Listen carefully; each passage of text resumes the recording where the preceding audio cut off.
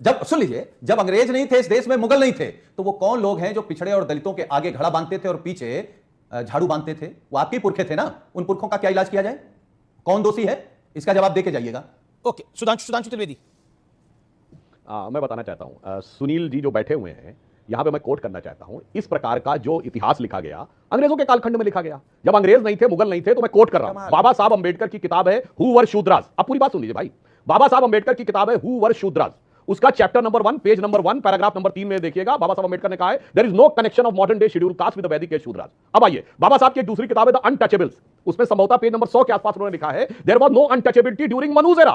फिर जरा गौर से सुनिएगा, there was no untouchability during Manu's era, it started after 8th century. 8th century के बाद, और 8th सेंचुरी में क्या हुआ था?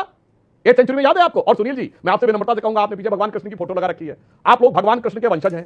भगवान कृष्ण द्वारकाधीश थे, ये तो मुगलों के आने से बहुत पहले की बात है ना, समृद्धि के शिखर पर थे।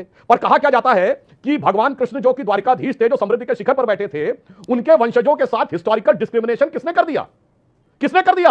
वो सुदामा वालों ने, जो फटी धोती पहन के भीख मांगने गए थे। गजब का नैरेटिव है ना सर, गजब का नैरेटिव है ना।